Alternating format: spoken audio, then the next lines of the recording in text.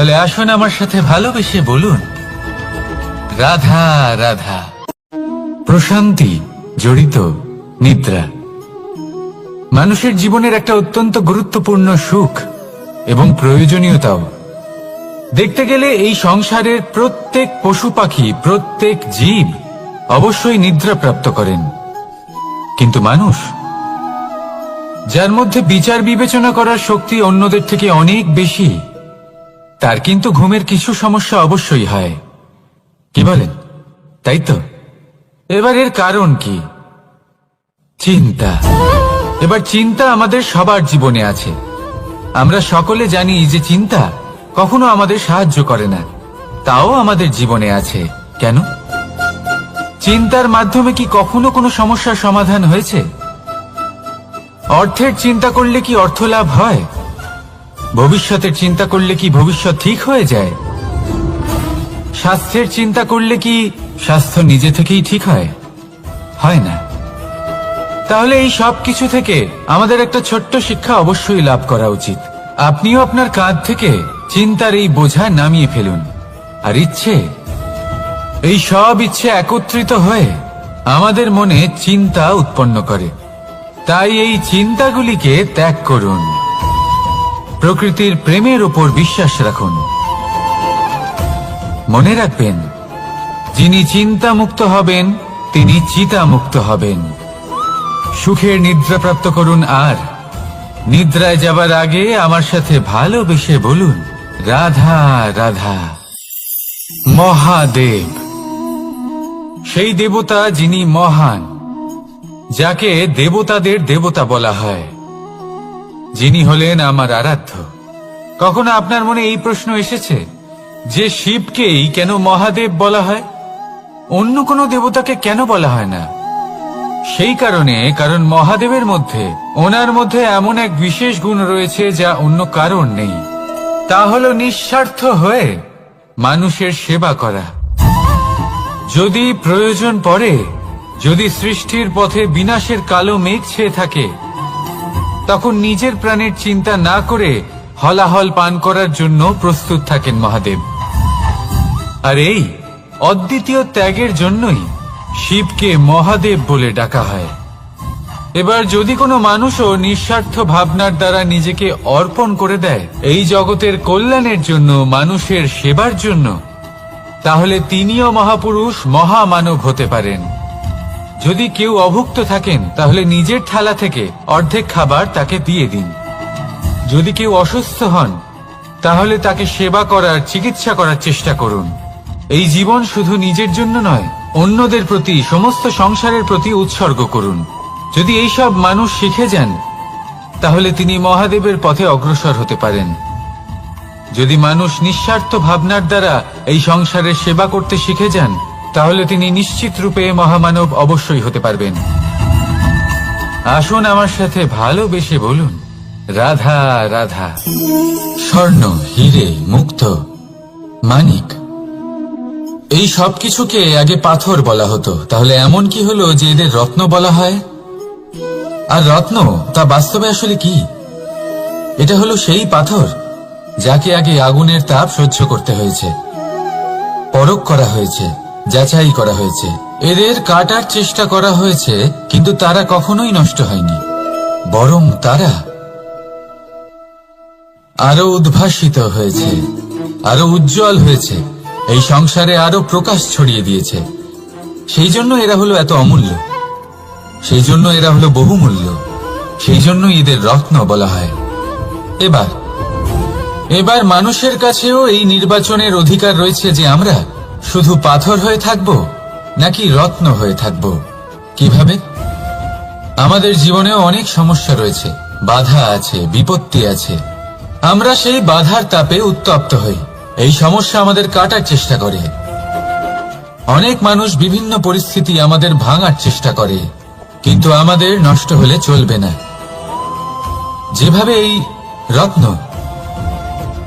সমস্যার সম্মুখীন হয়ে পাথর থেকে রত্ন হয়েছে, সেইভাবেই আমাদেরও আমাদের সমস্যার সম্মুখীন হয়ে রত্ন হয়ে উঠতে হবে। এই সংসারে প্রকাশের স্রোত হয়ে উঠতে হবে।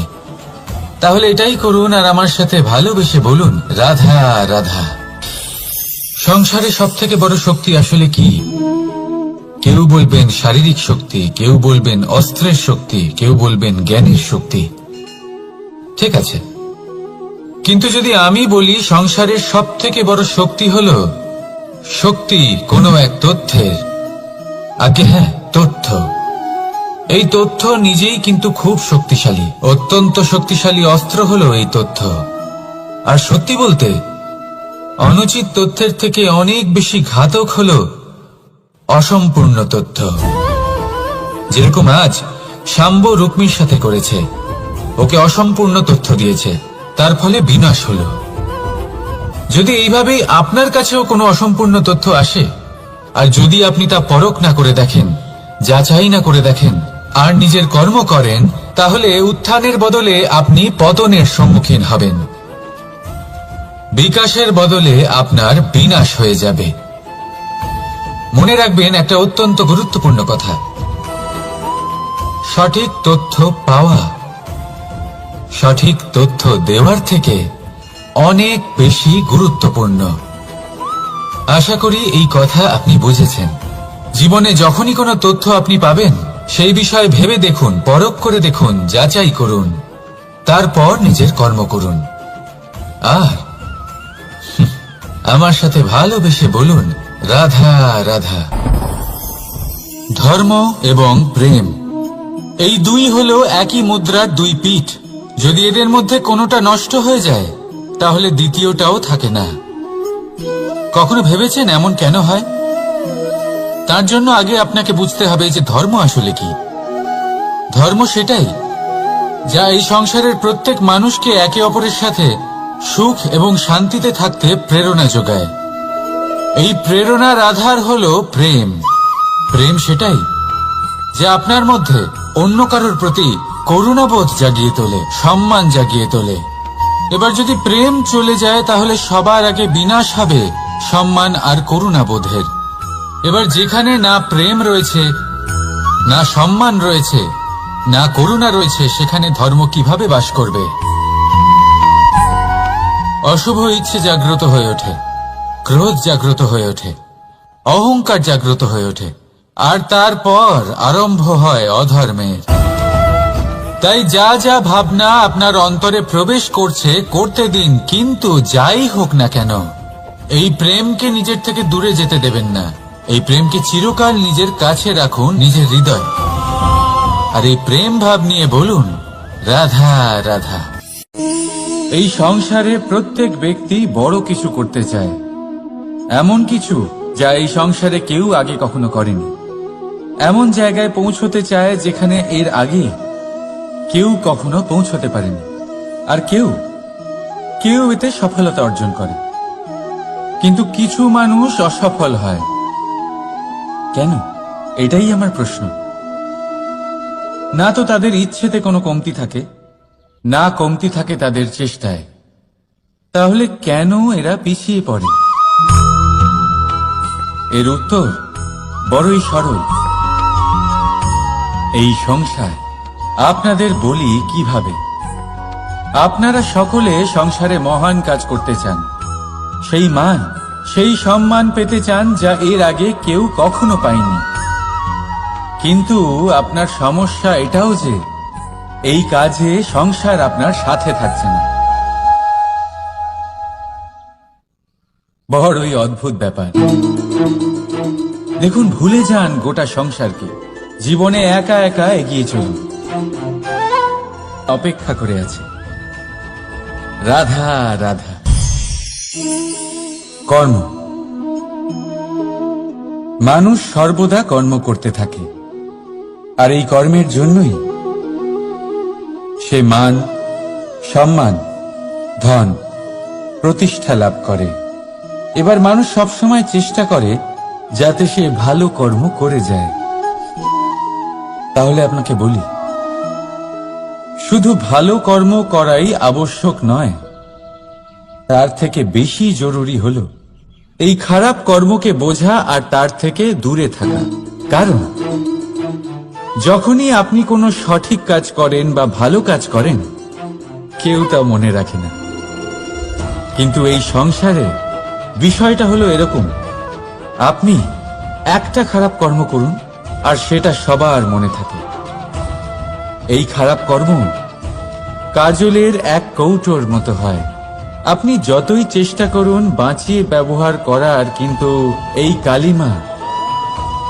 কালিমা কোথাও না কোথাও অবশ্যই লেগে থাকে।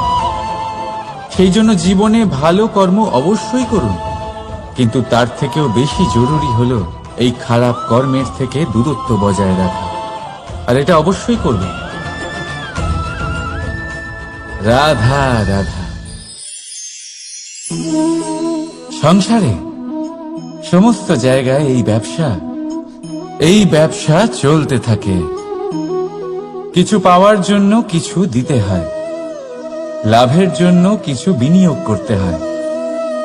যদি কারোর অনুভূতি জানতে হয়, তাহলে নিজের অনুভূতিকে ব্যয় করতেই হবে। এবার দেখুন না, কারোর আসল চেহারা যদি জানতে হয়, তাকে স্বাধীনতা দিয়ে দেখুন। যদি কারোর মনের শুদ্ধতা জানতে হয়, তাহলে তাকে ঋণ দিন। যদি কারোর গুণ জানতে হয়, তাহলে তার সাথে একসঙ্গে বসে ভোজন করুন। যদি কারোর ধৈর্যের পরীক্ষা নিতে হয়, তাহলে তাকে তার প্রিয় কাজ করতে বারণ করে দেখুন। যদি কারোর ভালো দিক জানতে হয়, তাহলে তার থেকে পরামর্শ নিয়ে দেখুন। এক অনুভূতির বদলে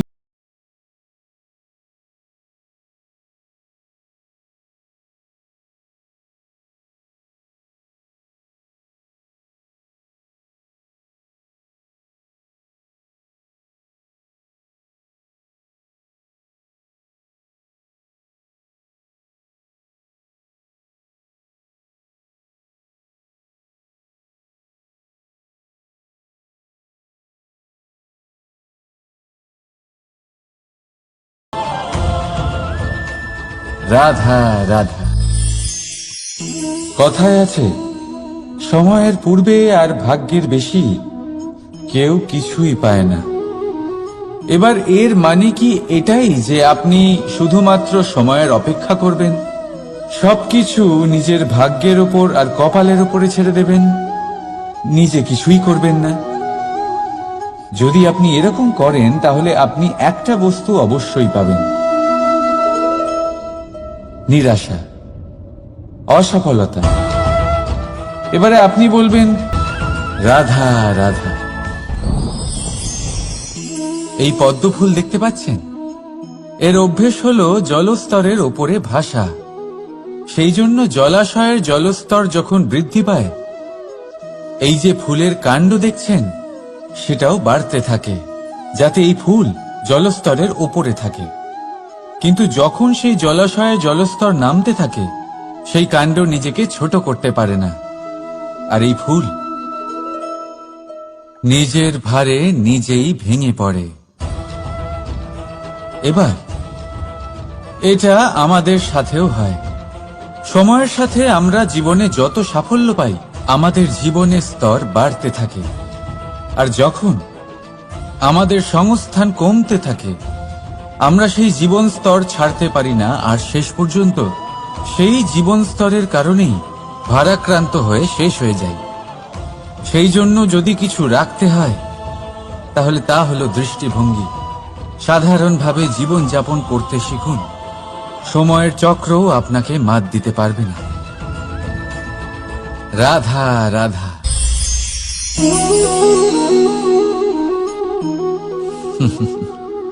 সময়, এই সময় না কোনো ব্যক্তি, না জীব, না বস্তু, তাও সময় জীবিত থাকে। এই সময়ে না জল, না অগ্নি, আর না বায়ু, কিন্তু তাও আমাদের জীবনের আধার এই সময়। দেখতে গেলে মানুষ এই সময়ের হাতের খেলনা। কখনো আমাদের সময় ভালো হয়, আবার কখনো খারাপ।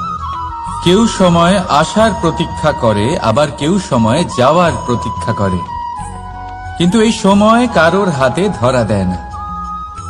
এই সময় যা কেউ দেখতে পায় না, এটা সবাইকে সবকিছু দেখিয়ে যায়। দেখিয়ে যায় যে আপন কে আর পর কে। আমাদের শুভাকাঙ্ক্ষীকে আর ক্ষতি কে চায়, আমাদের মিত্রকে আর আমাদের শত্রুকে। এই সময় আপনাকে দেখায় যে আপনি কতটা শক্তিশালী, সেই সময় আপনাকে দেখিয়ে যাবে আপনি কতটা দুর্বল। এই সময় সব কিছু দেখিয়ে যায়। তাই এই সময় যা এতটা শক্তিশালী তা আমরা নষ্ট কেন করি ভেবে দেখুন। এবারে উঠুন আর এই সময়ের সম্পূর্ণ ব্যবহার করুন, এই সময়ের সদ্ব্যবহার করুন, কারণ এই সময়কে ব্যবহার করাটাই আপনার হাতে রয়েছে, আর কিচ্ছু না। আর এই সময় একবার বয়ে গেলে তখন যাই করুন না কেন কখনো ফেরত আসবে না। সময়ের সদ্ব্যবহার করুন আর সবার মধ্যে আনন্দ ছড়ান। আর আসুন আমার সাথে ভালোবেসে বলুন, রাধা রাধা।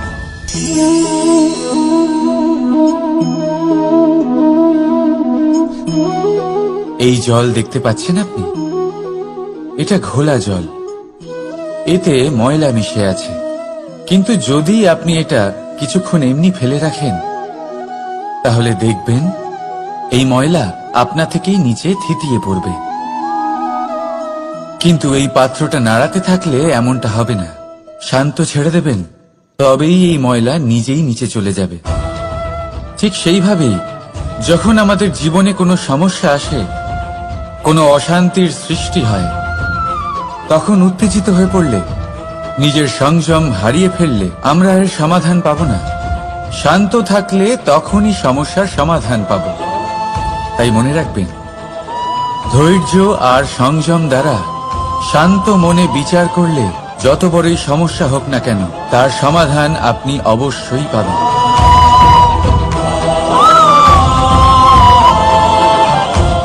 কারণ অশান্তির সমাধান শুধুমাত্র শান্তি। রাধা রাধা। প্রজাপতি আকাশে উড়ে বেড়ায়, সে সুন্দর ফুলের রস আস্বাদন করে, উন্মুক্ত উড়ে বেড়ায়, কিন্তু তারও বিপদ কম কিছু নেই। যেমন হলো পতঙ্গ, জন্তু এই প্রজাপতিকে নিজের আহার করে নেয়। তাকে এদের থেকে সাবধানে থাকতে হয়। সত্য হলো এটাই যে এই প্রজাপতি ততদিনই সুরক্ষিত থাকে যতদিন এদের পাখনা বৃদ্ধি পায় না। যখন এরা এদের খোলসের মধ্যে থাকে, যখন না কারো দৃষ্টি এদের উপর পড়ে আর না কোনো শত্রু এদের আঘাত করতে পারে, কিন্তু তখন তারা বন্ধ থাকে, অবিচল নিশ্চল থাকে। এই সুন্দর সংসার দেখার জন্য, এই সুন্দর আকাশ পাওয়ার জন্য তাকে তার সুরক্ষা ক্ষেত্র থেকে বাইরে বেরিয়ে আসতেই হয়। আর এটাই জীবনের নিয়ম। মানুষের সাথেও ঠিক এরকমই হয়। যদি মানুষ বিশ্রাম আর সুরক্ষা এদের বন্ধন থেকে না বেরোয়, তাহলে সে জীবিত অবশ্যই থাকবে, কিন্তু জীবন ধারণ করতে পারবে না। কারণ যদি জীবনে বড় কিছু করতে হয়, বড় কোনো কিছু পেতে হয়, সাফল্যের শিখর অবধি পৌঁছতে হয়, তাহলে সর্বপ্রথম আপনাকে নিজের সুরক্ষা ক্ষেত্র থেকে বেরিয়ে আসতেই হবে। এই আরামকে ত্যাগ করতেই হবে। তবেই আপনি সফল হতে পারবেন, তবেই আপনি এই প্রজাপতির মতো আকাশে উড়ে বেড়াতে পারবেন। রাধা রাধা। মানুষের জীবনে উন্নতি লাভ করার জন্য তিনটি স্তম্ভের প্রয়োজন হয়। প্রথম স্তম্ভ শিক্ষা। এই শিক্ষা আমাদের জ্ঞান প্রদান করে। দ্বিতীয় স্তম্ভ ব্যবসা, যার দ্বারা আমরা ধন উপার্জন করি। তৃতীয় স্তম্ভ হলো আমাদের ঈশ্বর, আমাদের ইষ্ট। এনার সাথে যদি আমরা জুড়ে থাকতে পারি, তাহলে এমন একটা মানসিক বল আপনি লাভ করবেন যেটা এই সংসারে আর কোথাও পাওয়া সম্ভব নয়। কিন্তু মানুষ অনেক সময় জীবনে এই তিনটি স্তম্ভ লাভ করা সত্ত্বেও সামনে অগ্রসর হতে পারেন না। তখনও জীবনে কঠিন পরিস্থিতি আসতেই থাকে। এমনটা ঠিক কেন হয়? কারণ সে জীবনে এই তিনটি স্তম্ভ লাভ করে নেয়, জীবনে প্রয়োগও করে, কিন্তু তার ভিতের কথা সে ভুলেই যায়। যেমন প্রথম স্তম্ভ অর্থাৎ শিক্ষা। এই শিক্ষার আধার হলো শুভ চেতনা। যদি অন্তরে শুভ চেতনা না থাকে তাহলে এই শিক্ষার কোনো গুরুত্ব থাকে না। দ্বিতীয় স্তম্ভ ব্যবসা। পরিশ্রম করে উপার্জন করতে হবে, এই কথাটা আমরা সবাই জানি এবং সবাই চেষ্টাও করি, কিন্তু তাদের আধারকেও নিজের জীবনে প্রাধান্য দিন। কোনো সমস্যা আসবে না, জীবনে একের পর এক উন্নতি করবেন এবং এই মন প্রসন্ন হয়ে বলবে রাধা রাধা। সুখ, দুঃখ এবং শক্তি, এই তিন হলো এই সংসারের ত্রিদেবের মতো। আমাদের জীবনে যা কিছু ঘটছে এই তিনটির ভিত্তির উপরেই হচ্ছে। আসলে এই সংসারের একটা নিয়ম আছে, যখনই আপনি কিছু লাভ করেন এই সংসার আপনার পরীক্ষা নেয়। এটা জানার জন্য আপনার পরীক্ষা নেয় যে আপনি যা কিছুই লাভ করেছেন আপনি কি আদৌ সেটার যোগ্য কিনা। ঠিক সেইভাবেই এই সুখ, দুঃখ এবং শক্তি আপনার পরীক্ষা নিয়ে থাকে। যখন সুখ আসে তখন সে আপনার পরীক্ষা নেয় যে আপনার মধ্যে অহংবোধ জাগ্রত হয়নি তো। যদি অহংবোধ চলে আসে তাহলে সুখ সেখানেই সঙ্গ ত্যাগ করে। দুঃখ আপনার ধৈর্যের পরীক্ষা নিতে থাকে, আর যদি আপনার মধ্যে ধৈর্য না থাকে তাহলে এটা আপনাকে আরো বেশি দুঃখের গভীর অন্ধকারে ঠেলে দেবে। সেখানে শক্তি পরীক্ষা নেয় আপনার বিনম্রতার। যদি আপনি বিনম্র না হন তাহলে হয় এই শক্তি আপনার সঙ্গ ত্যাগ করবে, নয় এই শক্তি বিনম্রতার অভাবে আপনার পতনের কারণ হতে পারে। এই সংসারে যে কোনো ব্যক্তি যিনি এই পরীক্ষায় উত্তীর্ণ হয়ে থাকেন এই জীবনে তিনি সাফল্য লাভ করেন। আসুন আমার সাথে ভালোবেসে বলুন রাধা রাধা। ভয়ের সাথে আমরা সবাই পরিচিত, কষ্ট আমরা সবাই পেয়েছি।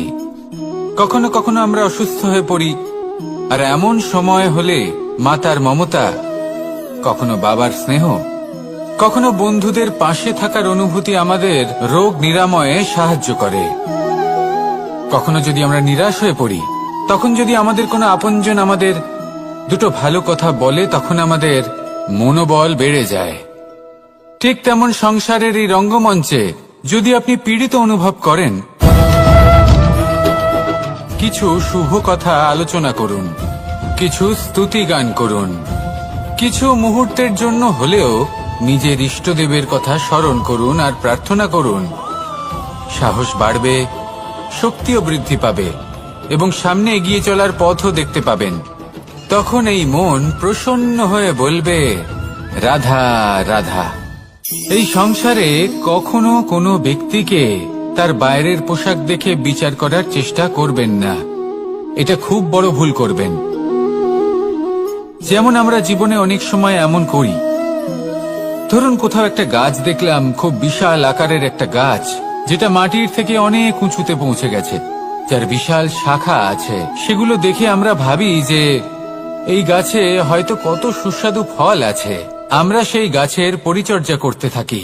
আবার অন্যদিকে হলো একটি তৃণ যেটা মাটি থেকে কিছুটা উঁচুতে পৌঁছেছে, কিন্তু সেই তৃণর নিচে, মাটির নিচে অত্যন্ত সুস্বাদু ফল বা সবজি জন্ম নেয়, যা আমাদের স্বাস্থ্যের পক্ষে অত্যন্ত উপকারী।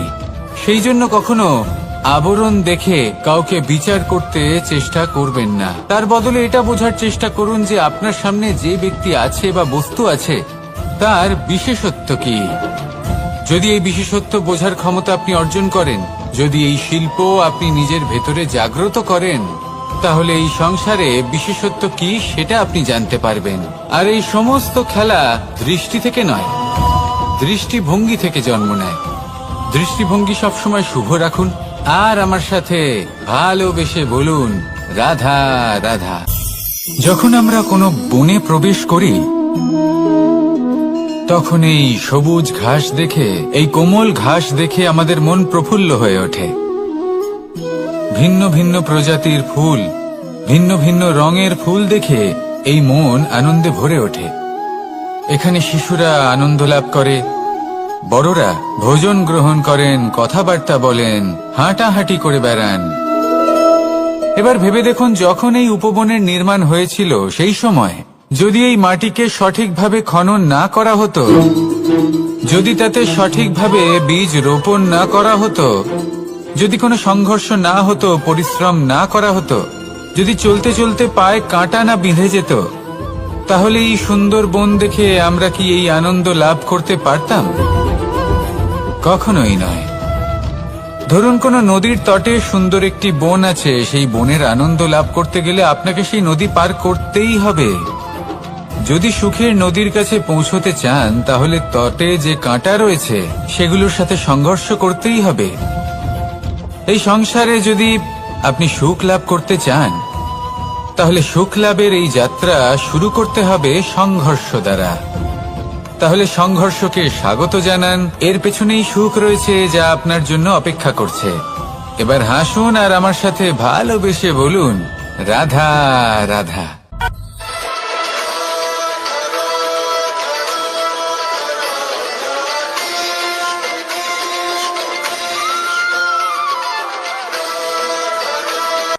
কোন ব্যক্তির ব্যক্তিত্ব কিভাবে তৈরি হয়?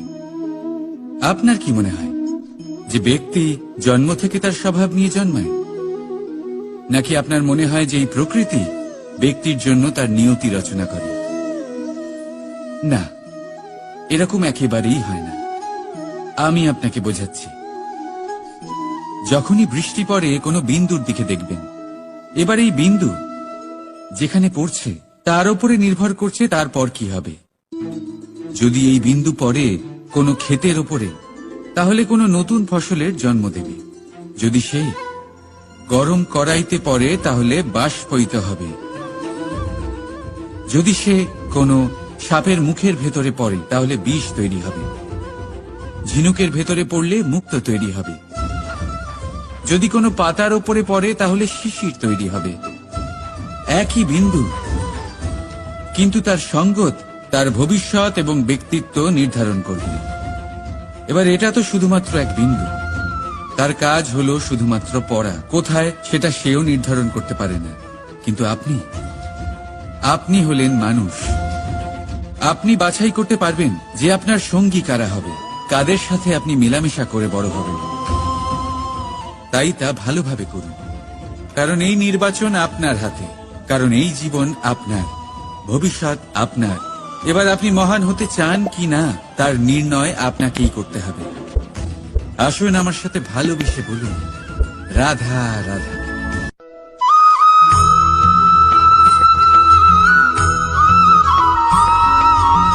ভয়ের সাথে আমরা সবাই পরিচিত, কষ্টও আমরা সবাই পেয়েছি। কখনো কখনো আমরা অসুস্থ হয়ে পড়ি, আর এমন সময় হলে মাতার মমতা, কখনো বাবার স্নেহ, কখনো বন্ধুদের পাশে থাকার অনুভূতি আমাদের রোগ নিরাময়ে সাহায্য করে। কখনো যদি আমরা নিরাশ হয়ে পড়ি, তখন যদি আমাদের কোনো আপনজন আমাদের দুটো ভালো কথা বলে, তখন আমাদের মনোবল বেড়ে যায়। ঠিক তেমন সংসারের এই রঙ্গমঞ্চে যদি আপনি পীড়িত অনুভব করেন, কিছু শুভ কথা আলোচনা করুন, কিছু স্তুতি গান করুন, কিছু মুহূর্তের জন্য হলেও নিজের ইষ্টদেবের কথা স্মরণ করুন আর প্রার্থনা করুন। সাহস বাড়বে, শক্তিও বৃদ্ধি পাবে এবং সামনে এগিয়ে চলার পথও দেখতে পাবেন। তখন এই মন প্রসন্ন হয়ে বলবে, রাধা রাধা।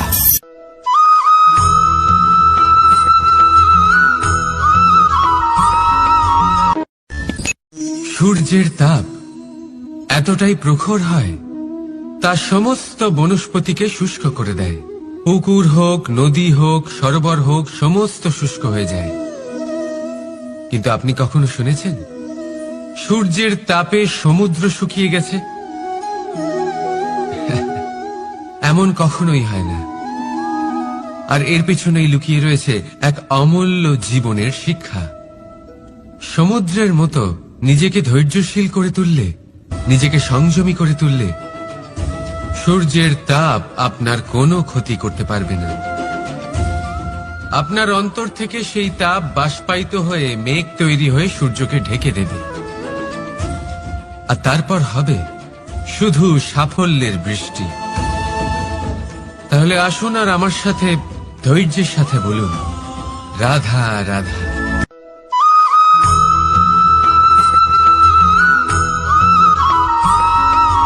মানুষের জীবনে দুই ধরনের আবেগ থাকে যা চিরকাল তার সাথে বসবাস করে। প্রথম, স্বপ্ন। দ্বিতীয়, অজুহাত। মানুষ হাজার হাজার স্বপ্ন দেখতে পারে। আমাকে এই কাজ করতে হবে, আমাকে ওখানে ঘুরতে যেতে হবে, আমার জীবনে এই অসম্ভব কাজ বাস্তবায়িত করে দেখাতে হবে, আদি ইত্যাদি। এবার ঠিক যেমন স্বপ্ন দেখেন সেইভাবে অজুহাতও খুঁজে নিয়ে আসেন। আমি এই স্বপ্ন পূরণ করতে পারলাম না, কারণ আমাকে কেউ সাহায্যই করল না, কারণ আমি দুর্বল হয়ে পড়েছিলাম, কারণ আমার কাছে সময়ই ছিল না, আদি ইত্যাদি। এবার সাফল্য এবং অসফলতার মাঝখানে এই ধরনের সংঘর্ষ হতে থাকে।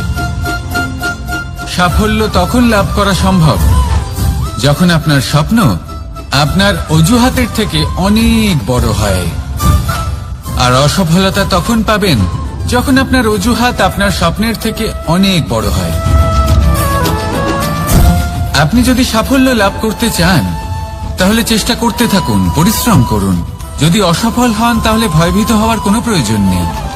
নিজের ভুল বুঝুন, তাকে শুধরে নিন, আবার চেষ্টা করুন। কিন্তু যদি নিজের জীবনে অজুহাত নিয়ে আসেন তখন স্বপ্ন কখনো পূরণ হবে না। আসুন আমার সাথে ভালোবেসে বলুন, রাধা রাধা।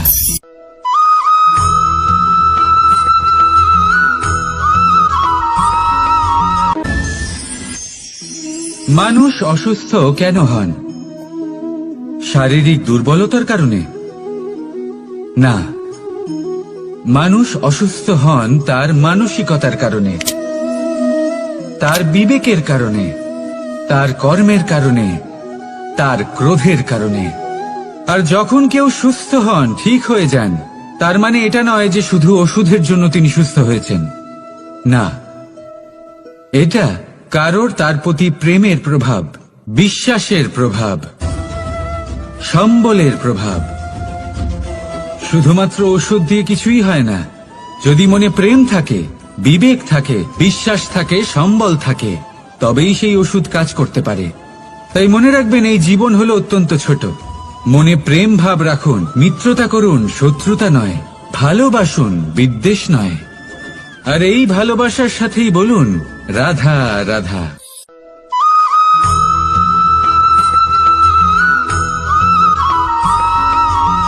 জীবন কিসের উপর নির্ভরশীল? ধনের ওপর, বৈভবের ওপর, নিঃশ্বাসের ওপর? না, এই জীবন নির্ভরশীল বিশ্বাসের ওপর। বিশ্বাস নিজের ওপর, বিশ্বাস আমাদের আপনজনের ওপর।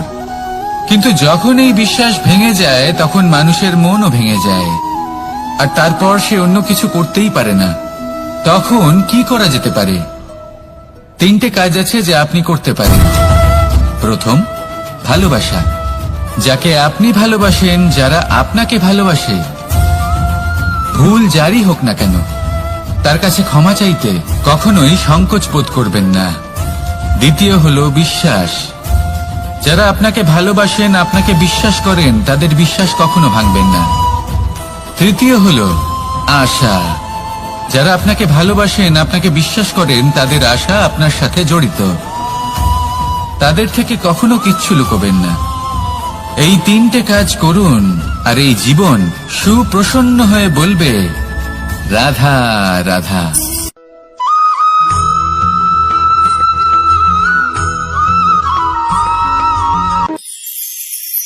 মানুষ জীবনে সব সময় চিন্তা করে, ভাবতে থাকে যে তার জীবনে কতই না সমস্যা। তারপরে নিজের আশেপাশে দেখে আর ভাবে যে সবাই কত প্রসন্ন, শুধু আমার জীবনেই সমস্যা আছে। কিন্তু বিষয়টা তা নয়। শুধু প্রত্যেক ব্যক্তিরই নয়, প্রত্যেক প্রাণীরও জীবনে সমস্যা আছে। এবার মানুষ একটা পাখিকে দেখে এটাই ভাবে যে এদের জীবন কতটা সহজ। কোন দেশেরই সীমারেখা এদের ওপর লাগু হয় না। কোথায় থাকবে সেই নিয়েও কোনো ভাবনা নেই। কত শান্তির জীবন এদের। তারপর সে একটা পিঁপড়েকে দেখে আর এটা ভাবে, কি অসাধারণ, এদের তো সারা জীবনই মাটির উপরেই অতিবাহিত হয়, খাবারটাও মাটিতেই পেয়ে যায়, কি শান্তির জীবন এদের। কিন্তু যখন কোনো ঝড় আসে তখন সবার আগে সেই পাখির বাসাটাই ঝড়ে ভেঙে যায়।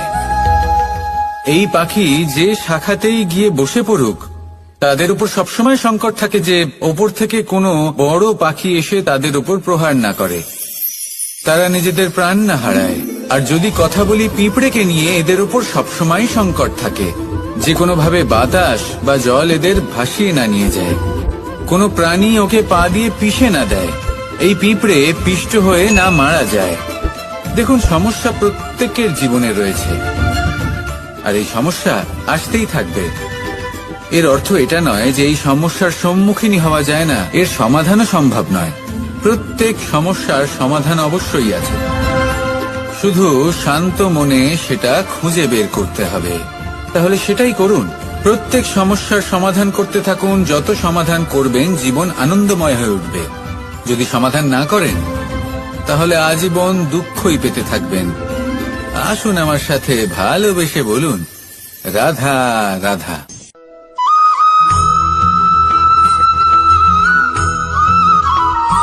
প্রেম হলো এই সংসারের সবথেকে বড় ঢাল এবং সবথেকে বড় অস্ত্র।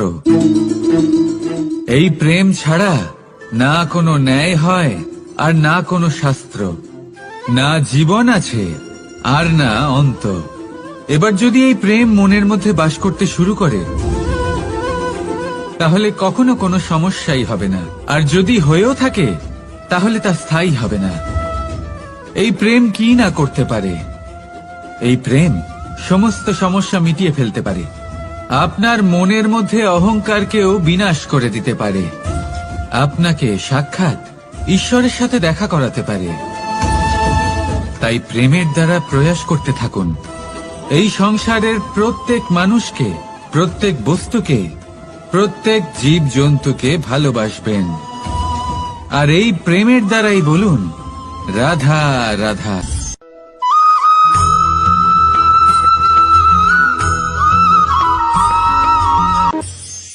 মানুষ এক অত্যন্ত বিচিত্র প্রাণী। পরিকল্পনা করে, ষড়যন্ত্র করে, প্রচেষ্টা করে, কাউকে পরাজিত করার চেষ্টাও করে। সাপকে একটা দড়ি মনে করে হাতে চেপে ধরার চেষ্টা করে, কিন্তু একটা কথা বুঝতেই পারে না, সময়ের এই সাপ, এটা হাতে চেপে ধরাই যায় না। আর আপনি যা করবেন তা আবার ফিরে আসবে আপনারই সামনে। দেখুন, এতে কিছুই যায় আসে না যে আপনি কুম্ভকারের পুত্র নাকি কৃষ্ণের পুত্র। যদি আপনি অনুচিত কর্ম করেন তাহলে আপনার সাথেও অনুচিতই হবে, অশুভ কর্ম করলে আপনার সাথেও অশুভই হবে। কুরু বংশ অত্যন্ত মহান বংশ ছিল। এই কুরু বংশ কি হলো তার সাথে? একটা গোটা বংশ বয়ে গেল, কারণ ওনাদের উদ্দেশ্য অশুভ ছিল। অন্যদিকে 5 জন বনবাসী পাণ্ডব মহাভারত বিজয়ী হলেন, কারণ তাদের উদ্দেশ্য শুভ ছিল। তাই মনে রাখবেন, শুভ অগ্নি প্রজ্বলিত করবেন, শুভ তাপ সঞ্চার হবে। অশুভ অগ্নি প্রজ্বলিত করবেন, নরকেই জ্বলতে হবে। তাহলে আসুন আর আমার সাথে ভালোবেসে বলুন, রাধা রাধা।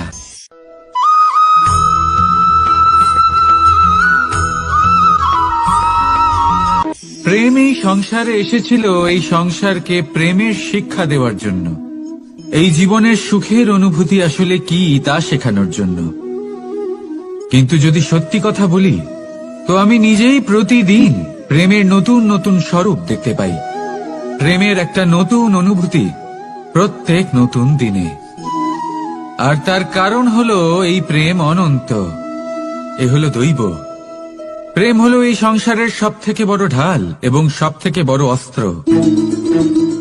এই প্রেম ছাড়া না কোনো ন্যায় হয় আর না কোনো শাস্ত্র, না জীবন আছে আর না অন্ত। এবার যদি এই প্রেম মনের মধ্যে বাস করতে শুরু করে তাহলে কখনো কোনো সমস্যাই হবে না, আর যদি হয়েও থাকে তাহলে তা স্থায়ী হবে না। এই প্রেম কি না করতে পারে? এই প্রেম সমস্ত সমস্যা মিটিয়ে ফেলতে পারে, আপনার মনের মধ্যে অহংকারকেও বিনাশ করে দিতে পারে, আপনাকে সাক্ষাৎ ঈশ্বরের সাথে দেখা করাতে পারে। তাই প্রেমের দ্বারা প্রয়াস করতে থাকুন। এই সংসারের প্রত্যেক মানুষকে, প্রত্যেক বস্তুকে, প্রত্যেক জীব জন্তুকে ভালোবাসবেন, আর এই প্রেমের দ্বারাই বলুন রাধা রাধা।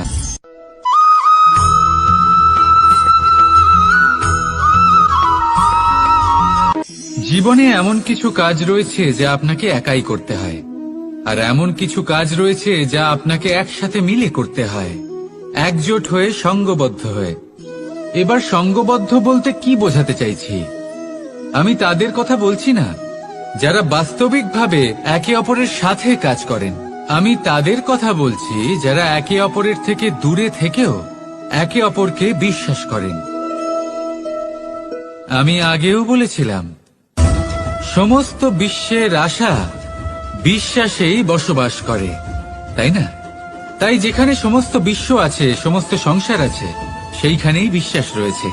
তাই আপনার আশেপাশে এমন দল সঙ্গবদ্ধ করুন যাদের আপনার উপর বিশ্বাস আছে, আর যাদেরকে আপনি বিশ্বাস করতে পারেন। তাহলে আসুন আর আমার সাথে ভালোবেসে বলুন রাধা রাধা।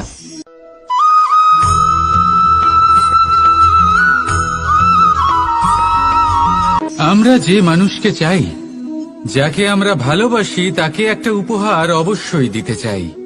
এমন এক উপহার যা ওনার ভালো লাগবে, যা শ্রেষ্ঠ হবে, অতি প্রিয় হবে, বহুমূল্য হবে, বা বলতে পারেন মূল্যবান হবে। তাই আমরা কি করি? আমরা বাজারে যাই, তার জন্য স্বর্ণ, আভূষণ, হিরে, মুক্ত এইসব নিয়ে আসি। কিন্তু এটাই কি সর্বশ্রেষ্ঠ উপহার? কখনোই নয়। সর্বশ্রেষ্ঠ উপহার হল স্বাধীনতা, তাকে নিজের মনের মতো বাঁচার স্বাধীনতা। যদি আপনি কাউকে স্বাধীনতা না দিতে পারেন, তাহলে সে কোথাও না কোথাও বন্দী হয়ে যায়, তার বিকাশ কোথাও না কোথাও আটকে যায়। কিন্তু যদি আপনি কাউকে স্বাধীনতা দিতে পারেন, তাহলে আপনি দেখবেন ও সমস্ত সংসারকে, এই জীবনকে নিজের দৃষ্টিভঙ্গি দিয়ে দেখবে, বুঝবে যে কোনটা হলো উচিত আর কোনটা হলো অনুচিত, আর এটাই হলো সর্বশ্রেষ্ঠ। আর এবার যদি কাউকে স্বাধীনতার মাধ্যমে এত বড় একটা শক্তি দিতে পারেন, তাহলে আপনি আমাকে বলুন এর থেকে বড় উপহার আর কি হতে পারে? আসুন আর আমার সাথে ভালোবেসে বলুন রাধা রাধা।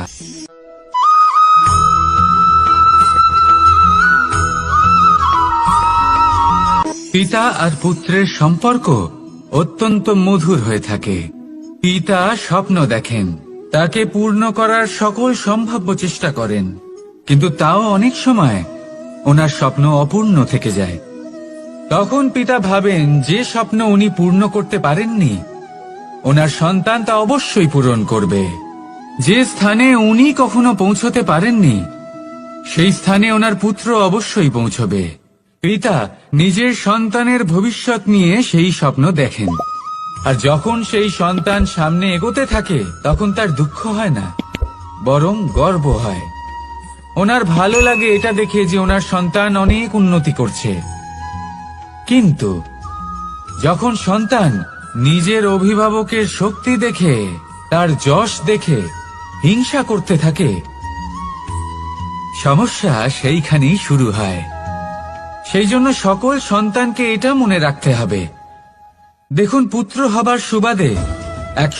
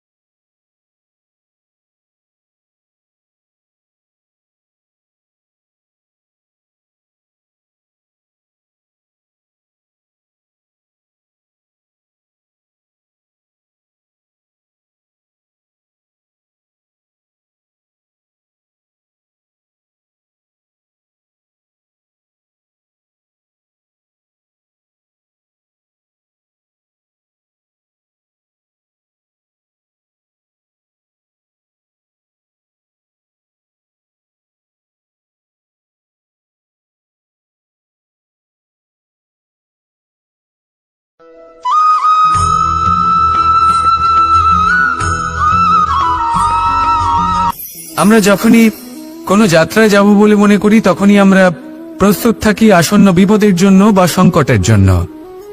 যেমন যদি আমাদের মনে হয় যে আজকের পরিবেশ খুব ঠান্ডা হবে, তাহলে আমরা গরম বস্ত্র ধারণ করি বা সেটাকে সাথে নিয়ে যাই। যদি মনে হয় যে বৃষ্টি হতে পারে বা বৃষ্টি হয়ে চলেছে আমরা দেখছি, তাহলে আমরা একটা ছাতা সাথে নিয়ে নিই। আমরা প্রস্তুত থাকতে চাই এবং এটাই উচিত, এবং সেই কারণেই আমরা যাত্রায় সাফল্য লাভ করি। কিন্তু যদি আমরা কথা বলি জীবনযাত্রা নিয়ে, যা কিনা সব থেকে বেশি গুরুত্বপূর্ণ, তাহলে তার জন্য আমরা পূর্ণরূপে প্রস্তুত থাকি না। আশেপাশের মানুষ, এই সমাজ, আমাদের সাথী, আমাদের মিত্ররা যে কোনো মুহূর্তে বদলে যেতে পারেন। সেই জন্য আমরা নিজেদেরকে কখনো সাবধান করি না, কখনোই নিজেদের প্রস্তুত করি না। আমাদের এটা কখনোই মনে হয় না যে এরকম হতে পারে, আর সেই কারণেই শেষে গিয়ে আমরা অত্যন্ত দুঃখ পাই। একটা অমূল্য শিক্ষা আছে যেটা আমাদের লাভ করা উচিত। সতর্ক থাকা উচিত। এই জীবনযাত্রার জন্য শুধুমাত্র এই পরিবেশের বিষয়ে তথ্য সংগ্রহ করা বা তাকে অনুমান করা এটুকু হলেই চলবে না। আমাদের আশেপাশের মানুষজনকে দেখতে হবে, তাদের স্বভাব পরিস্থিতির ওপর নজর রাখতে হবে। যখন তারা রং পাল্টাচ্ছেন নজর রাখতে হবে, তা অত্যন্ত আবশ্যক। পরিবর্তন আপনার জীবনে অবশ্যম্ভাবী। সঠিকভাবে তার সম্মুখীন হন। আসুন আমার সাথে ভালোবেসে বলুন, রাধা রাধা।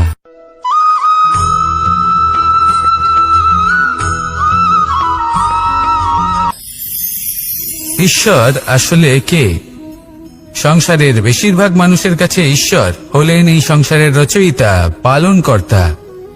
কারোর কাছে উনি জ্ঞাতা, কারোর কাছে উনি হলেন আস্থার প্রতীক, আবার কারোর জন্য শুধুমাত্র অন্ধ বিশ্বাস। কিন্তু এই ঈশ্বর কি কোনো শরীর, নাকি একটা বোধ, নাকি শুধুই শ্রদ্ধা? ঈশ্বর হলেন তিনি যিনি হলেন আপনার ইষ্ট। সেই জন্যই তো গুরু, মাতা, পিতা এনাদেরও ঈশ্বরই বলা হয়েছে। যাদেরকে আমরা ঈশ্বর বলে মনে করি, যারা আমাদের ইষ্ট, তারা আমাদের একটি পথ দেখান, একটি দিকে চালিত করেন। সেই পথে চলে আপনি শুভ কর্ম করতে পারেন। আর যখন কোনো ব্যক্তি তার ঈশ্বরের আদেশ পালন করেন, তখন সে নিজে থেকেই শুভ পথে অগ্রসর হয়ে যান। বেশ কয়েকজন মানুষ ঈশ্বরের ওপর আস্থা রাখেন এবং ভাবেন যে অনুচিত কোনো কাজ করা উচিত নয়, ঈশ্বর দেখছেন। ওনারা ভয় পান যে কোনো অনুচিত কর্ম করলে কে জানে তার পরিণাম কি হবে। এমন অনেক ব্যক্তি রয়েছেন যারা ঈশ্বরকে বিশ্বাস করেন এবং জানেন যে ঈশ্বর তাদেরকে দেখছেন, তাই যে যে শুভ কর্ম ওনারা করেছেন তার ফল তারা অবশ্যই পাবেন। এবার আপনি ভয় পেয়ে ঈশ্বরকে বিশ্বাস করবেন নাকি বিশ্বাসের দ্বারা ঈশ্বরকে বিশ্বাস করবেন, সেই সিদ্ধান্ত আপনারই। কিন্তু হ্যাঁ, যদি আপনার মনে ঈশ্বরের জন্য কোনো স্থান থাকে, যদি আপনার কোনো ইষ্ট থাকেন, যদি আপনি কাউকে ঈশ্বর মনে করেন, যার প্রত্যেক আদেশ আপনি পালন করে থাকেন, তাহলে বলি ঈশ্বর কখনো আপনাকে অনুচিত পথে চালিত করবেন না। আসুন আমার সাথে ভালোবেসে বলুন, রাধা রাধা।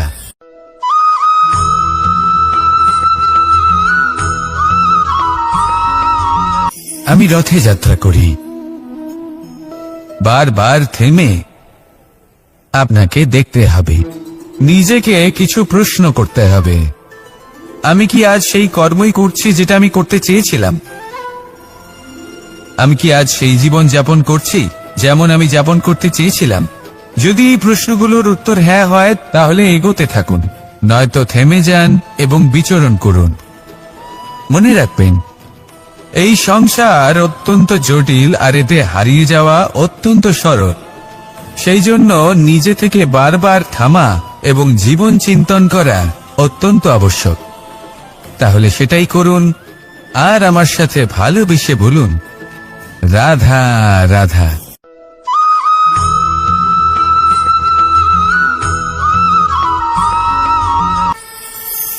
কথায় আছে যে স্বপ্ন এবং লক্ষ্য হলো একটি মুদ্রারই দুটি দিক। যতক্ষণ না স্বপ্ন দেখছেন, ততক্ষণ বুঝবেন কি করে আপনার লক্ষ্য কি? স্বপ্ন দেখে যদি নিজের লক্ষ্য বুঝতে পারেন, সেটা পেতে চান, তবেই সেটা লাভ করতে পারবেন। কিন্তু স্বপ্ন এবং লক্ষ্য, এই দুইয়ের মধ্যে একটা ভারসাম্য রয়েছে যেটা বজায় রাখা প্রয়োজনীয়। একে আমরা বলে থাকি পরিশ্রম। দেখুন, যদি আপনি স্বপ্ন দেখতে চান তাহলে পরিশ্রম ত্যাগ করে নিদ্রা লাভ প্রয়োজন, কিন্তু যদি আপনি লক্ষ্য লাভ করতে চান তাহলে আপনাকে নিদ্রা ত্যাগ করে পরিশ্রম করতে হবে। তাই আলস্য ত্যাগ করুন এবং সিদ্ধান্ত নিন যে আপনি কি চান। আপনার জীবনের এই তুলাদণ্ডে স্বপ্নের পাল্লা ভারী হওয়া প্রয়োজন নাকি লক্ষ্যের? আমার মতে এই দুইয়ের মধ্যে যদি ভারসাম্য বজায় রাখেন তবে পথ নিজে থেকেই সামনে আসবে। শুধু সেই পথে অগ্রসর হতে থাকুন এবং আমার সাথে ভালোবেসে বলুন, রাধা রাধা।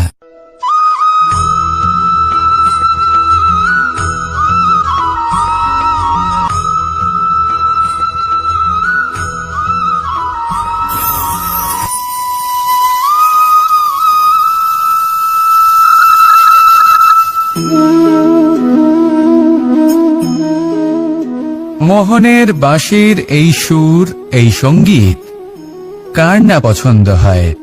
সবারই খুব ভালো লাগে। এবার এই সুর আসে কোথা থেকে? কেউ বলবেন কৃষ্ণের হৃদয় থেকে। সত্য কথা, এই সুর হৃদয় থেকে নির্গত হয় এবং প্রকট হয় এই বাঁশি থেকে। এই বাঁশিটাকে দেখুন, এই ছিদ্রগুলি দেখুন, প্রত্যেকটা সুর থেকে নিজস্ব একটা স্বর নির্গত হয়। এবার যে ব্যক্তি এই সমস্ত সুর এবং স্বর বুঝতে পারেন, এতে নিপুণ, তিনি এই বাঁশির দ্বারা যে সুর নির্গত করবেন তা তো মধুর অবশ্যই হবে। এবার জীবনের সাথেও কিছুটা এরকমই ঘটে।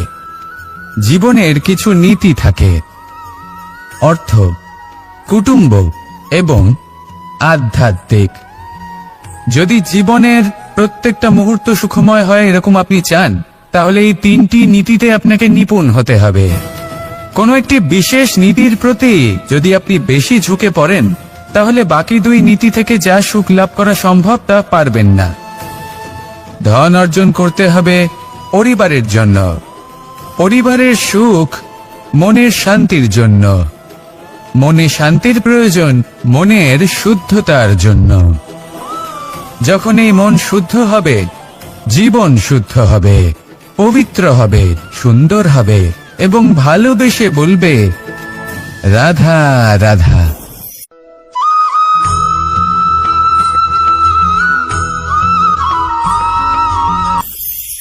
আপনারা সবাই একটা গাছের পাতাকে দেখুন।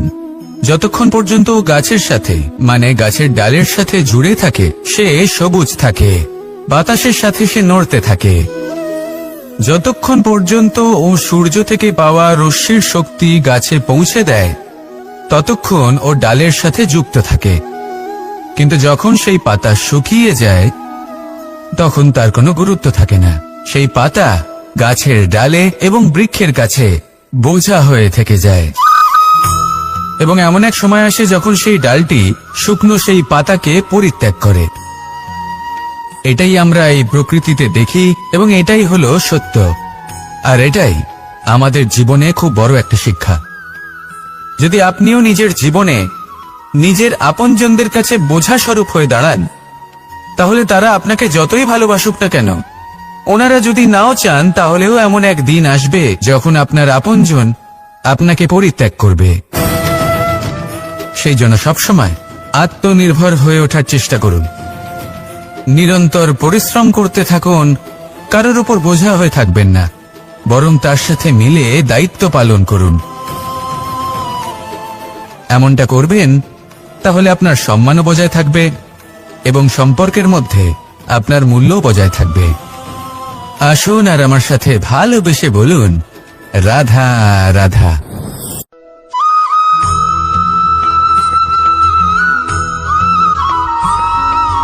এই শুকনো পাতাটিকে দেখুন, নিষ্প্রাণ হয়ে পড়েছে। কোনো একটা সময় এই পাতাটি একটা গাছের ডালে ছিল। সেই গাছ ওর লালন পালন করত। যখন যখন বাতাস বইত, এই পাতায় কম্পন দেখা দিত, মনকে প্রফুল্ল করে তুলত। কোনো একদিন এই পাতা গাছের ডাল থেকে ঝরে পড়ে গেল। নিঃসন্দেহে ও নিজের স্বাধীনতা পেল, কিন্তু আস্তে আস্তে শুকিয়ে গেল, নিষ্প্রাণ হয়ে গেল। দেখুন, আমি এই কথা বলছি না যে স্বাধীনতা অনুচিত, কখনোই না। কিন্তু যে কোনো পরিস্থিতিতে স্বাধীন হতে চাওয়া এটা নিশ্চিতরূপে অনুচিত। আমরা যদি আমাদের জীবনে পরিবারের গুরুত্ব ভেবে দেখি, তাহলে এই পরিবারে যতই মতভেদ থাকুক না কেন, যতই মনোমালিন্য থাকুক না কেন, যতই বিবাদ থাকুক না কেন, এই সব মিটিয়ে নেওয়া অত্যন্ত প্রয়োজনীয়। সেই সবকিছু সমাপ্ত করা অত্যন্ত প্রয়োজনীয়। কখনো এই পরিবারকে ভাঙতে দেবেন না, কখনো এই পরিবার থেকে দূরে চলে যাবেন না। এই পরিবার হলো আমাদের জীবনের একটা অমূল্য সম্পদ, অমূল্য এক আশ্রয়, যা এই সংসারে হয়তো কোথাও আপনি পাবেন না। তাই একে আগলে রাখুন। ভেবে নিন আপনি পাতা আর আপনার পরিবার সেই গাছ। আসুন আমার সাথে ভালোবেসে বলুন, রাধা রাধা।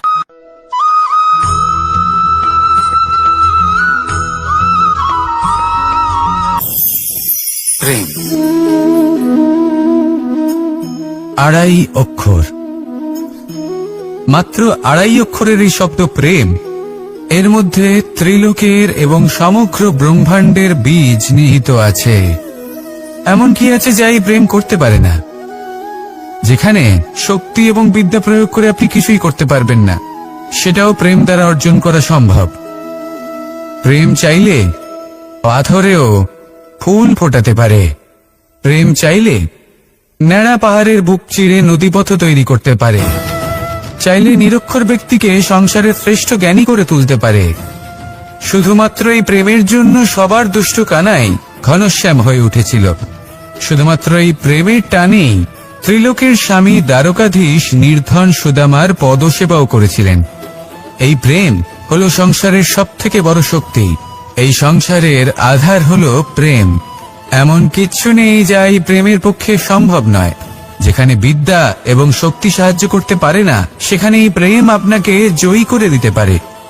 তাহলে আসুন আর আমার সাথে ভালোবেসে বলুন, রাধা রাধা।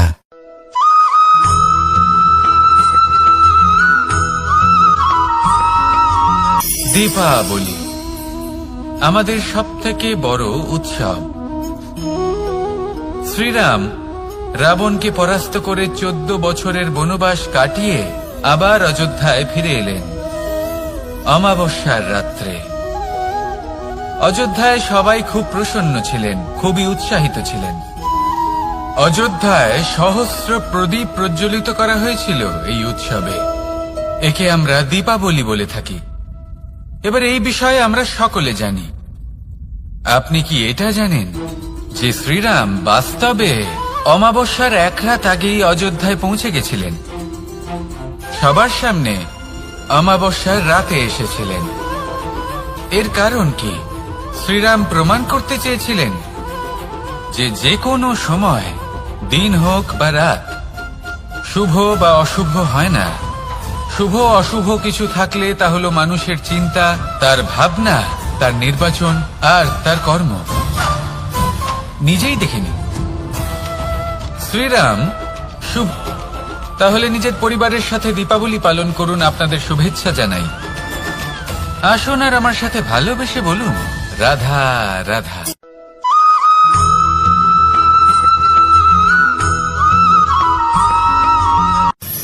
মানুষের এই জীবন, মানুষ জন্ম নেয়, একটা নির্দিষ্ট সময়ের পরে এই সংসার ত্যাগ করে চলেও যায়। এবার শুধু এটাই আবশ্যক নয় যে এই জীবনকালকে আপনি যাপন করবেন, শুধু এটাই গুরুত্বপূর্ণ নয়। আবশ্যক এবং গুরুত্বপূর্ণ হলো এটা যে এই জীবনকালে আপনি এমন কিছু করেন যাতে এই সংসারের মঙ্গল হয়, যাতে এই সংসার আপনাকে মনে রাখে, আপনার থেকে প্রেরিত হয়, আপনার মতো হতে চায়। প্রত্যেক বছর আপনার জন্মতিথির অপেক্ষা করে, এমনভাবে আপনার জন্মদিন পালন করে যাতে সেটা মহোৎসবের আকার ধারণ করে। এবার এই জন্মদিন এমনি এমনি মহোৎসবে পরিণত হয় না। তখন হয় না যখন কোনো ব্যক্তি রাজার রূপে বা কোনো গোয়ালার রূপে জন্মগ্রহণ করে। তখন পরিণত হয় যখন একজন মানুষ জন্মগ্রহণের পরে এই সংসারকে কোনো শিক্ষা দিয়ে যান। কিভাবে একজন মানুষ গোয়ালা থেকে রাজা হতে পারে, কিভাবে একজন মানুষ অসত্য থেকে সত্যের পথে চলতে শুরু করেন, অধর্ম থেকে ধর্মের পথে চালিত হতে পারেন, কিভাবে অন্ধকার থেকে প্রকাশের দিকে যেতে পারেন, কিভাবে নিজের আত্মাকে পরমাত্মার সাথে মিলিত করতে পারেন। তা সে রামনবমী হোক বা জন্মাষ্টমী হোক, তাদের জীবনের সাথে জড়িত প্রত্যেক মুহূর্ত একটা পরবের আকার ধারণ করে। তাহলে আপনিও এইভাবে নিজের জীবন যাপন করতে থাকুন। এই সংসারে শুধু ভালোবাসা বিতরণ করুন, কিছুটা এমন ভাবে বিতরণ করুন যাতে আপনি এই সংসার থেকে চলে যাওয়ার পরেও এই সংসারে আপনি শুধুই ভালোবাসা বিতরণ করতে পারেন। যদি আপনি এরকম করেন, সংসারকে প্রেরণা দেন, তাহলে আপনার জীবনও রাধা কৃষ্ণের প্রেমের মতোই অলৌকিক এবং দৈব হয়ে উঠবে। আসুন আর আমার সাথে ভালোবেসে বলুন, রাধা রাধা।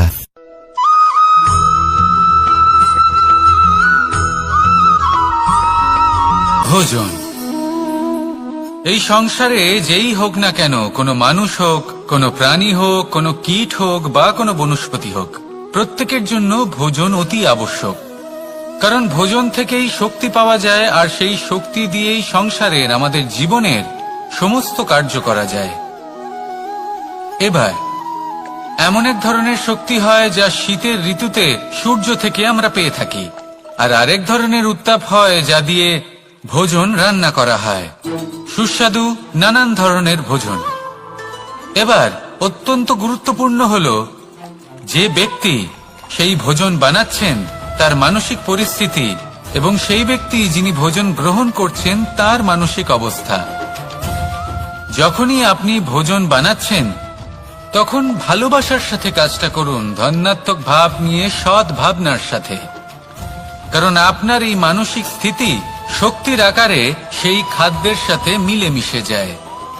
আর যখনই আপনি ভোজন গ্রহণ করছেন তখন সদ্ভাবনার সাথে, প্রসন্নতার সাথে গ্রহণ করুন, ধন্যাত্মক ভাব নিয়ে।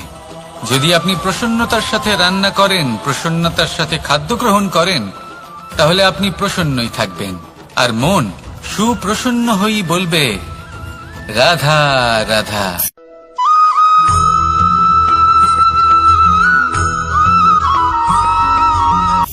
কথায় আছে সংসারে নাকি সকল রোগের ওষুধ আছে।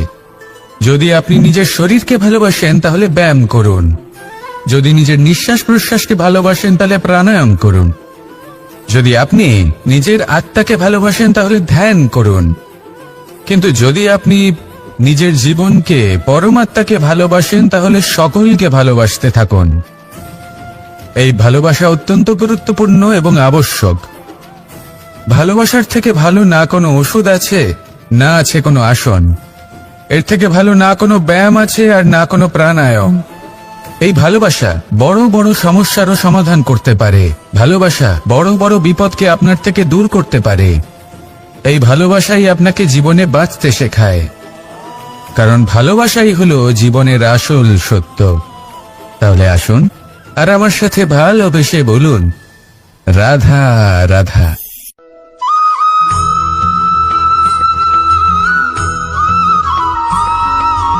আমি মনুষ্যরূপে জন্ম নিয়েছি এবং সমস্ত কর্ম এই রূপেই করেছি, কিন্তু আশ্চর্যের বিষয় হলো যে আজও মানুষ আসেন এবং হাত জোড় করে প্রার্থনা করেন যেন আমি ওনাদের সহায়।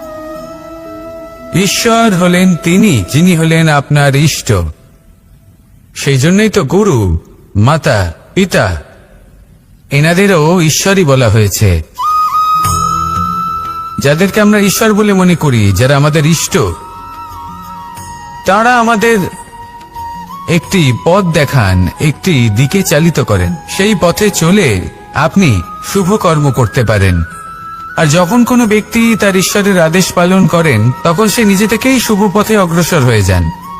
বেশ কয়েকজন মানুষ ঈশ্বরের উপর আস্থা রাখেন এবং ভাবেন যে অনুচিত কোনো কাজ করা উচিত নয়, ঈশ্বর দেখছেন। ওনারা ভয় পান যে কোনো অনুচিত কর্ম করলে কে জানে তার পরিণাম কি হবে। এমন অনেক ব্যক্তি রয়েছেন যারা ঈশ্বরকে বিশ্বাস করেন এবং জানেন যে ঈশ্বর তাদেরকে দেখছেন, তাই যে যে শুভকর্ম ওনারা করেছেন তার ফল তারা অবশ্যই পাবেন। এবার আপনি ভয় পেয়ে ঈশ্বরকে বিশ্বাস করবেন নাকি বিশ্বাসের দ্বারা ঈশ্বরকে বিশ্বাস করবেন, সেই সিদ্ধান্ত আপনারই।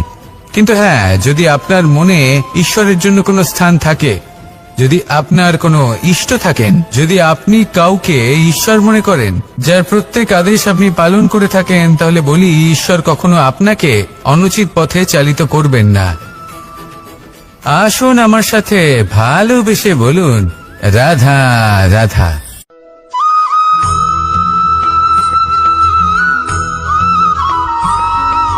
মানুষ যখন এই সংসারে প্রবেশ করে অর্থাৎ জন্মগ্রহণ করে তখন নিশ্চিন্তে থাকে, আনন্দে থাকে। কিন্তু যেইমাত্র তার মধ্যে বোধশক্তি আসে তখন সে চিন্তা করতে শুরু করে। চিন্তা ভবিষ্যতের, সেই সমস্ত বিষয় নিয়ে চিন্তা করে যা ওর হাতে নেই। তারপর বড় হয়, বিবাহ সম্পন্ন হয়, গৃহস্থ জীবন যাপন করে, তারপর আবার চিন্তায় মগ্ন হয়ে যায়। ভাবে এই যে আমার পরিবার, আমি কি ঠিকমতো তার খেয়াল রাখতে পারছি? কাল যখন আমি এই সংসার থেকে চলে যাব তখন আমার এই পরিবারের দেখাশোনা কে করবে? শেষ পর্যন্ত এই পরিবার তো আমারই উত্তরদায়িত্ব। যাক, আপনাকে একটা প্রশ্ন করি। এই সংসারে আসার পূর্বে আপনি কি এই প্রশ্ন করেছিলেন, এটা ভেবেছিলেন যে আমাকে ছাড়া এই সংসার কিভাবে চলবে? করেননি, তাই তো? তাই আপনার এটা নিয়ে দুশ্চিন্তা করার প্রয়োজন নেই যে আপনি যখন এই সংসার ত্যাগ করে চলে যাবেন তখন কি হবে। আপনি যখন ছিলেন না তখনও এই সংসার চলছিল, আপনি যখন এই সংসার ত্যাগ করবেন তখনও এই সংসার চলতে থাকবে।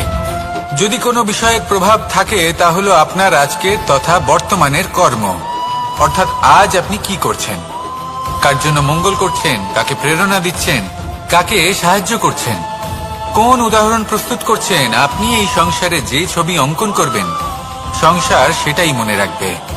তাহলে শুধু সৎকর্ম করুন, মঙ্গল করতে থাকুন, আর আমার সাথে ভালোবেসে বলুন, রাধা রাধা।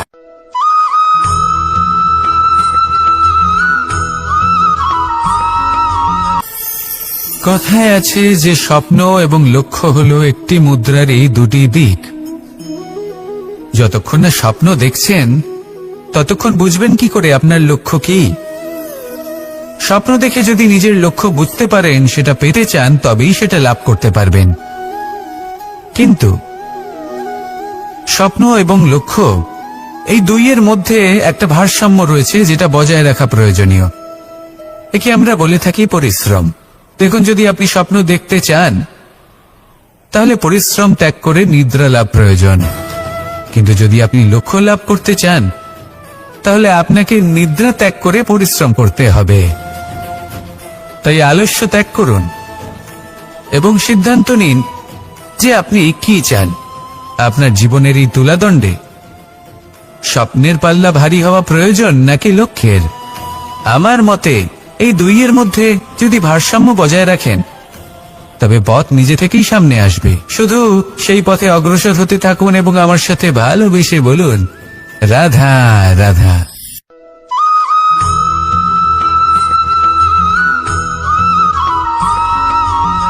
সংসারে আমাদের জীবনে যখন কোনো সুখ বা দুঃখ আসে তার জন্য আমরা কাউকে না কাউকে অবশ্যই দায়ী করে থাকি, তাই না? এই ব্যক্তি আমাদের সাথে এরকম কাজ করেছেন তাই আমার সাথে এমন হলো। ওই ব্যক্তি যদি এমনটা না করতেন তাহলে আজ আমি ওই স্থানে পৌঁছতে পারতাম। সবই আপনার দৃষ্টিভঙ্গির উপর নির্ভরশীল, আর যদি আপনার দৃষ্টিভঙ্গি এমন হয় তাহলে তা অনুচিত। সত্যি কথা বলতে এই সংসারে ভিন্ন ভিন্ন ধরনের মানুষ আছে। এটা আপনার উপর নির্ভর করছে কিভাবে তাদের স্বাগত জানাবেন। একবার ভাবুন, আমি আমার দুটো হাত সামনে নিয়ে এলাম, দুটো মুঠো খুলে দিলাম। দুই প্রকারের মানুষ আসবেন, কিছু না কিছু দিয়ে যাবেন। এই মুঠো যদি আমি বন্ধ করে দিই তাহলে না কেউ আমাকে কিছু দিতে পারবে, না আমার কিছু যাবে আসবে। নিশ্চয়ই বুঝতে পারছেন এই দুই ধরনের ব্যক্তি কারা এবং তারা কি দিয়ে যান। আমি যদি নিজের মুঠো খুলে দিই তাহলে কিছু ভালো মানুষ আসবেন, আমাকে আনন্দ, সন্তুষ্টি, জ্ঞান প্রদান করে যাবেন, ভালো অভিজ্ঞতা দিয়ে যাবেন।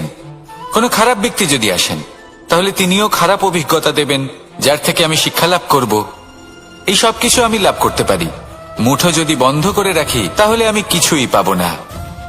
দেখুন, এই সংসারে প্রত্যেকের জীবন এইরকম। প্রত্যেকের জীবনে সবকিছুই আছে, ভালো খারাপ দুই মানুষই আছে। ভালো অভিজ্ঞতা আছে, খারাপ অভিজ্ঞতা আছে। নির্ভর করছে আপনার উপর যে আপনি কি করবেন। এনাদের স্বাগত কিভাবে জানাবেন, কার থেকে কি বুঝবেন, কি শিখতে পারবেন, আর কোন দৃষ্টিভঙ্গি নিয়ে অগ্রসর হবেন। এটাই নির্ধারণ করবে যে আপনার জীবন কেমন হবে। আসুন আমার সাথে ভালোবেসে বলুন, রাধা রাধা।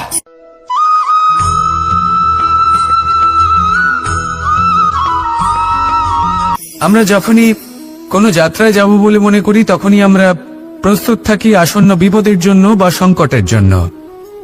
যেমন যদি আমাদের মনে হয় যে আজকের পরিবেশ খুব ঠান্ডা হবে, তাহলে আমরা গরম বস্ত্র ধারণ করি বা সেটাকে সাথে নিয়ে যাই। যদি মনে হয় যে বৃষ্টি হতে পারে বা বৃষ্টি হয়ে চলেছে, আমরা দেখছি, তাহলে আমরা একটা ছাতা সাথে নিয়ে নিই। আমরা প্রস্তুত থাকতে চাই এবং এটাই উচিত, এবং সেই কারণেই আমরা যাত্রায় সাফল্য লাভ করি। কিন্তু যদি আমরা কথা বলি জীবনযাত্রা নিয়ে, যা কিনা সব থেকে বেশি গুরুত্বপূর্ণ, তাহলে তার